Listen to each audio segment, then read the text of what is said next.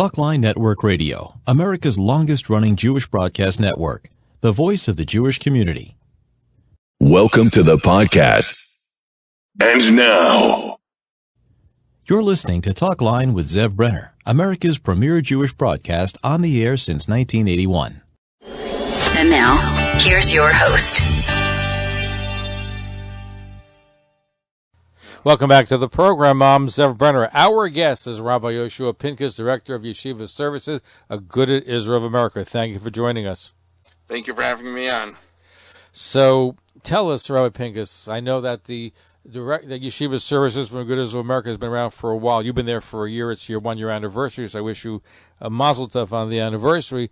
Tell us what the Yeshivas Services does. Okay, well, thank you for congratulating my anniversary. It's been a wonderful and exciting year, and I am very privileged to be assisting all of the yeshivas and day schools in New York State and beyond with government affairs and programs. Our mission statement is we champion and guide yeshivas and day schools, advocate for resources at all levels of government, educate and guide yeshiva leadership, and defend yeshivas and their unique character under the guidance of Gedolei Yisrael.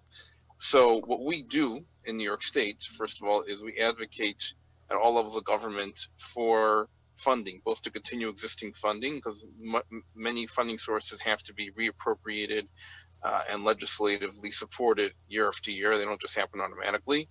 And to advocate for new programs and sources of funding, guide yeshivas in the process of accessing and using that funding, assisting yeshivas and day schools with compliance with government regulations, both those regulations that have to do with funding and programs, but also general regulations. Like, for example, been very, very heavily involved in assisting yeshivas with COVID compliance over the last year and a half.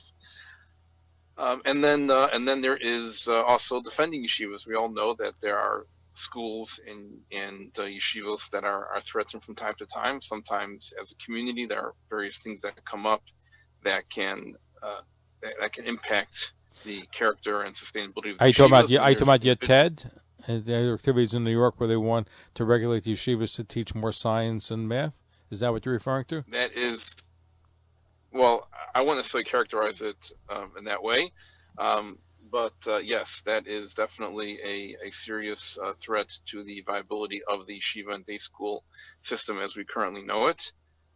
Actually, I take that back. It is a threat to the viability and continuance of the entire private school system in New York State. Meaning, we are shoulder to shoulder with the Catholics and the independent schools and the Muslim schools and the Protestant schools on advocating for the state to maintain the independence of yeshivas, day schools, private and other religious and independent schools.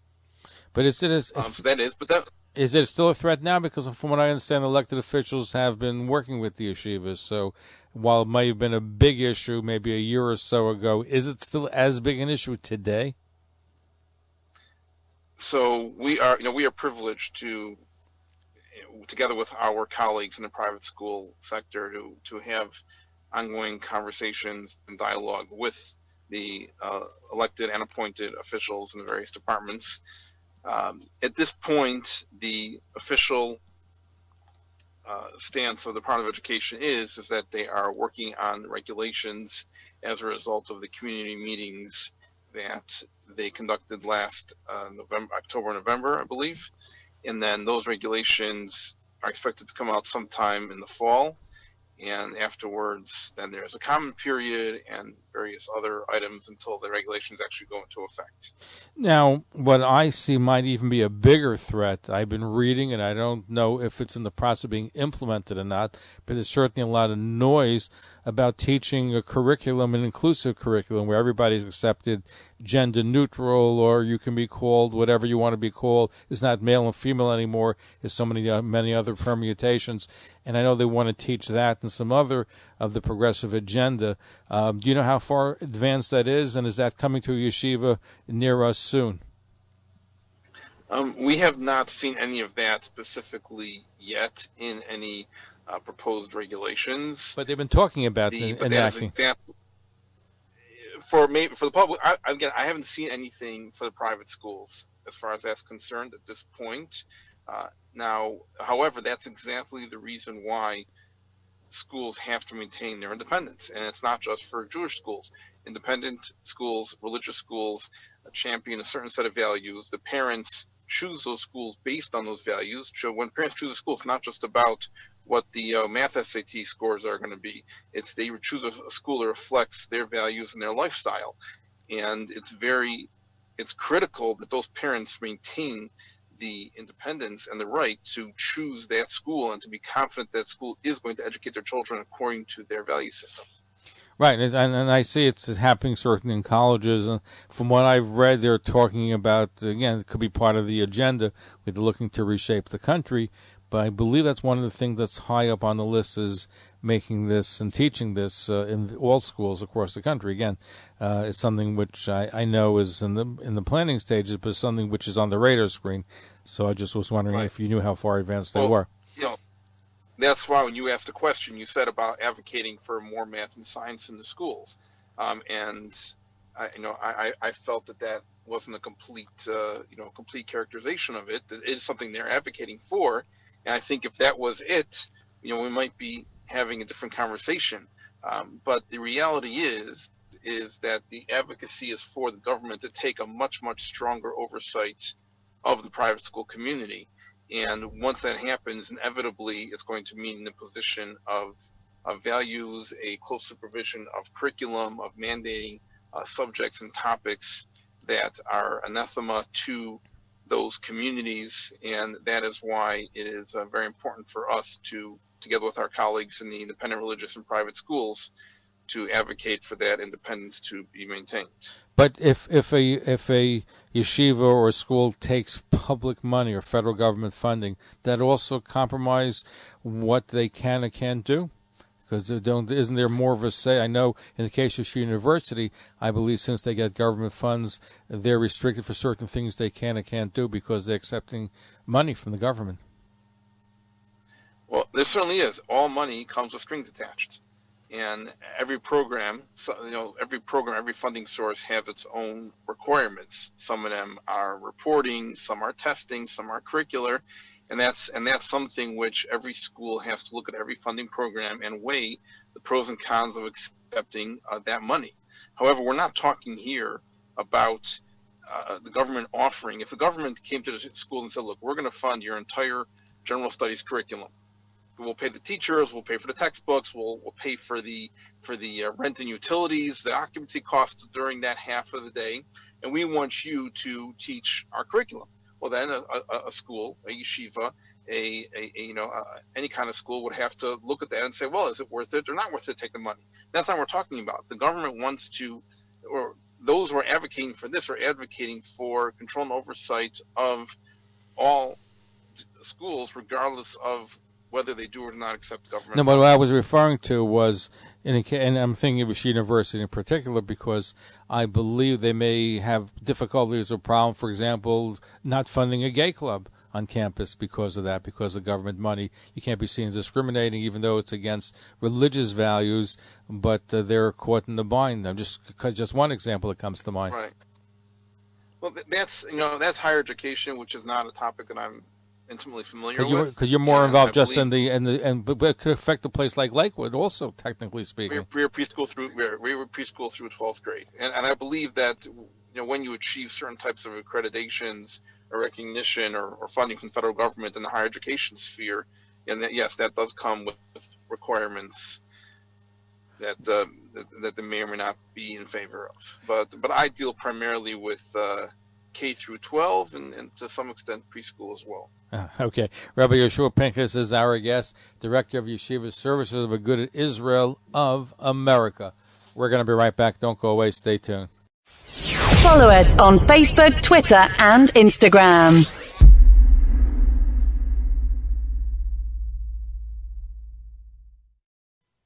Talkline radio and TV with Zev Brenner is just phenomenal. Everybody concerned about the Jewish community should listen and watch.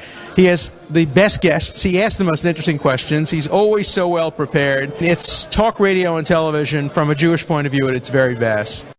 To advertise on the Talkline network and Talkline's email and social media blasts reaching over 70,000 people, please call 212-769-1925, extension 100. That's 212-769-1925, extension 100. Or email info@talklinenetwork.com. You're listening to Talkline with Zev Brenner, America's premier Jewish broadcast on the air since 1981. And now, here's your host. Welcome back to the program. I'm Zev Brenner. Our guest is Rabbi Yehoshua Pinkus, Director of Yeshivas Service at the Good of Israel of America. He's celebrating 1 year in the job in that position. Rabbi Pinkus, you had, I believe, your first article online in the Times of Israel, and in there you were objecting to Rabbi Eric Yaffe, Reform Rabbi of the Reform Movement. Tell us about what was it that he wrote that you took objection to? So, he wrote. I mean, first of all, some of it was just simple errors of fact. Well, I think he said yeshivas get hundreds of millions of dollars more than they actually get, right? He said nearly half of their financial support. How they should get these hundreds of millions of dollars. Right. I mean, based on my experience, I would estimate the total budget of all yeshivas and day schools in New York State to be certainly north of $1.5 billion. So if anybody comes up with a plan to fund the yeshivas to the tune of $750, $850, $900 million, I think nobody's going to complain. We'll be very happy. But then the other part of it is that he accuses us. He uses the canard, the stereotype of that we, trap our children in this situation where they're doomed to eternal poverty because we don't provide the level of education that others feel is appropriate. And that characterization is absolutely incorrect. I mean, I think every parent of children, especially as they get into the teen years, thinks about what their children are going to be able to do to support themselves and be part of society. And we are, Baruch Hashem, extremely successful. We're from Lakewood to Williamsburg, Borough Park, Flatbush, Muncie, and 5 towns. We see, Kiryas Yoel, New Square. We see vibrant communities full of economic activity, people starting all kinds of businesses, entering all kinds of professions, breaking every stereotype there is in the book, and being enormously successful. And so I objected to that characterization of yeshivas as economic failures and trapping their children against their will in the system, because that's absolutely incorrect. No, even though there is poverty in the community too, but that has to do with the fact if you have 15 kids, see, even on a regular salary, it's hard, and you pay tuition, and you have kosher food, and all the other facts of religious life makes it much more difficult for a religious family to. I spoke to a parent who's making a lot of money, but he can't afford to pay tuition. It could bankrupt him. You hear that, so it's not the fact that they're going to a particular yeshiva. It's because of religious life and the tuition and all the other things. Right, that's what really raises the costs. Right. Look, in my former position as an executive director, I sat on the tuition committee, and I spent a lot of time working with hundreds and hundreds of families. I believe we were over 500 families when I left the school regarding tuition. And every situation is unique, and I dealt with everybody in their own unique way. But I can tell you, we regularly were giving scholarships out to families that were making $150,000, $200,000, and sometimes even $300,000. And as a matter of fact, when the state of Illinois enacted a state tax credit scholarship program, you can be making $200, maybe even $250, and still be eligible for that program because of the amount of children. That program is pegged to a certain percentage of the federal poverty level. And when you have a lot of children, Kanai Nahara, then that number goes up. And as another response to this Rabbi Yaffe article is from Rabbi Pesach Lerner. I don't know if you saw that. I didn't see his piece. He usually writes pretty well also on these issues. It was excellent, and he referenced the poverty statistics in Kiryas Yoel, which is known as the allegedly the most impoverished municipality in the country. And besides for the fact that if they weren't incorporated as their own municipality, they'd be part of the greater area. It certainly wouldn't create that impression. However, what he pointed out is when you have a community that is several decades younger than the national average, you have the average age is closer to the 20s and 30s than it is to the 60s and 70s, and these are families with a lot of children who are starting their economic journey, starting their careers. Yeah, we all are at a point in our careers where we're making a little bit less, and we, Baruch Hashem, front load our lives with high expenses of tuition and childcare and kosher food and children, Baruch Hashem.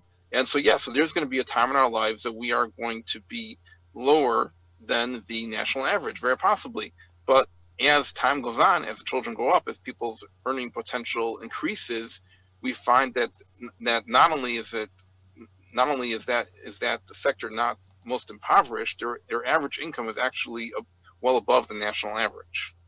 Well, I mean, people have written about. There's a book about Satmar, A Fortress in the City, how Satmar and while the Satmar Rabbi was against luxury, but today you have a growing class that wants the finest sushi and everything else, and they're enjoying the fine life, which according to the book, the Satmar Rabbi was probably opposed to. But the fact is, though, you have a growing economic class and wealth of people who want to fine dine and go on kosher vacation. Look at the explosion of kosher travel in the Yeshivas and the Hasidic community. So you have a growing class that that have been yeshiva educated and have reached some pinnacle of success.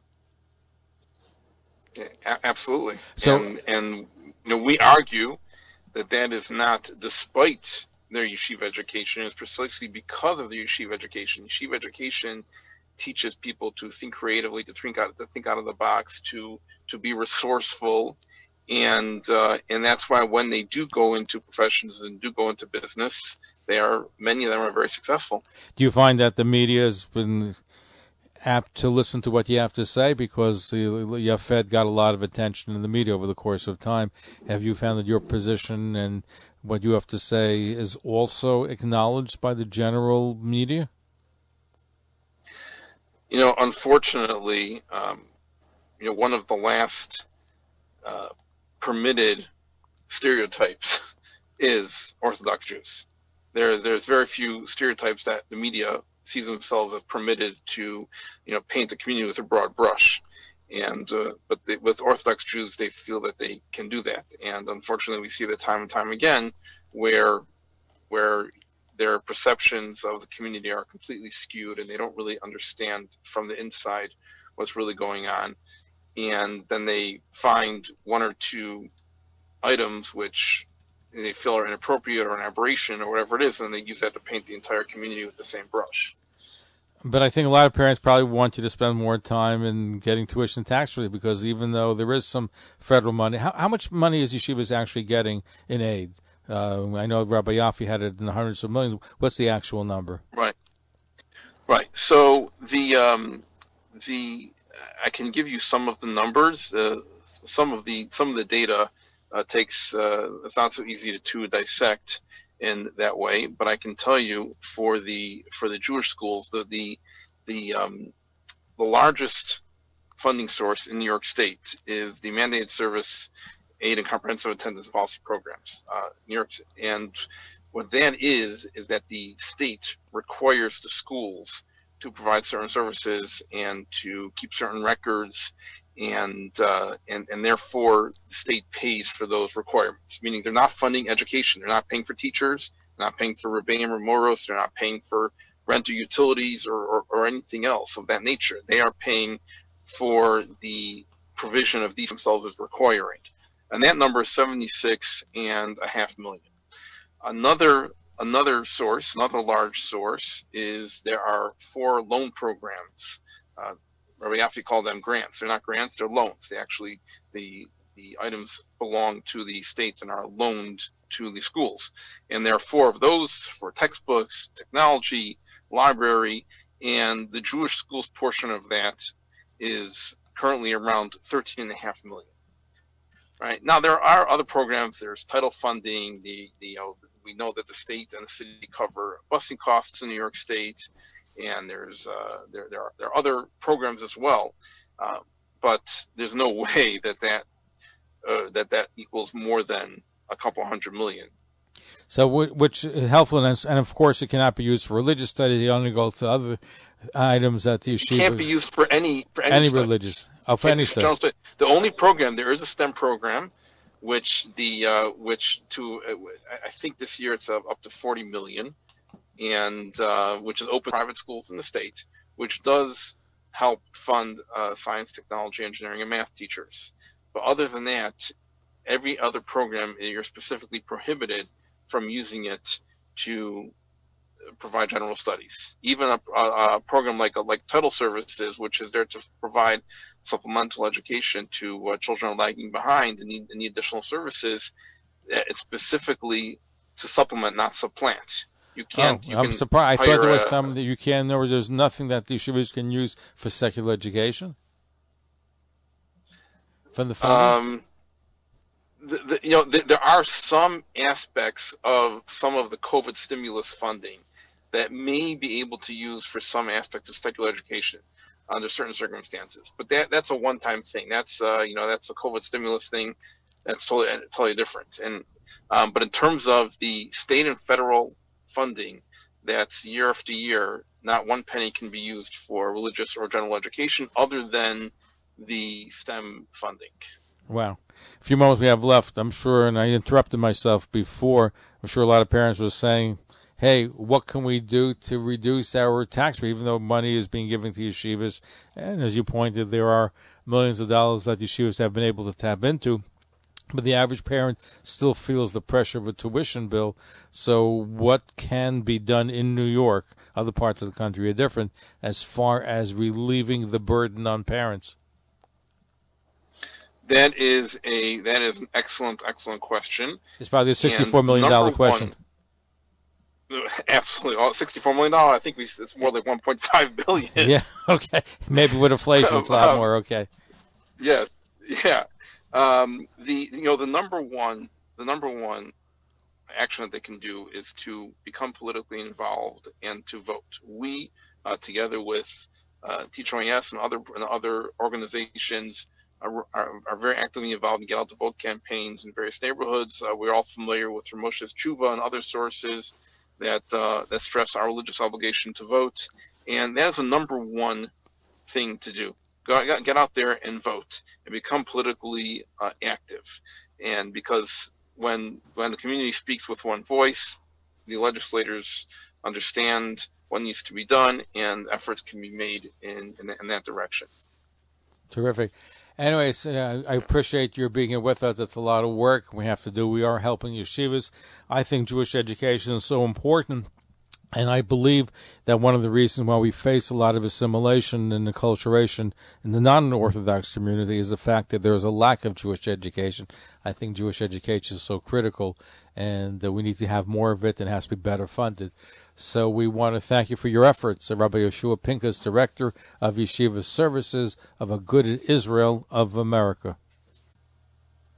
Thank you very much. You're absolutely right, and that is why Agudat Israel has been in the forefront of educational advocacy in New York State and around the country for decades. We will continue to be. Thank you for listening. If anybody wants to get involved, you can go to agudat.org and learn more about what we're doing and how to get involved. And thank you very much, Zev. Thank you. We look forward to having you back. Thank you for your efforts. We appreciate it and look forward to having you back again. And we're going to be absolutely. Thank you. Thank you. We're going to be right back. Don't go away. Stay tuned. Follow us on Facebook, Twitter, and Instagram.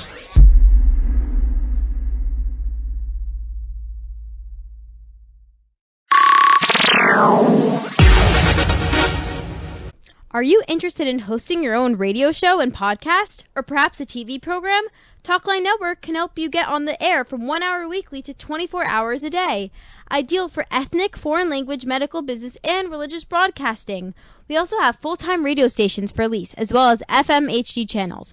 For more information, please call 212-769-1925. That's 212-769-1925. Or email zevbrenner@gmail.com. Hi, this is David Gabe, and you're listening to The Zev Brenner Show. Thanks for listening. For continuous Jewish programs, TalklineNetwork.com, or our 24-hour-a-day listen line at 641-741-0389. For past shows, you can find us on iTunes, Spotify, Amazon, YouTube, Instagram, and all major podcast platforms, or jewishpodcast.org. Thanks for listening to the TalklineNetwork.com.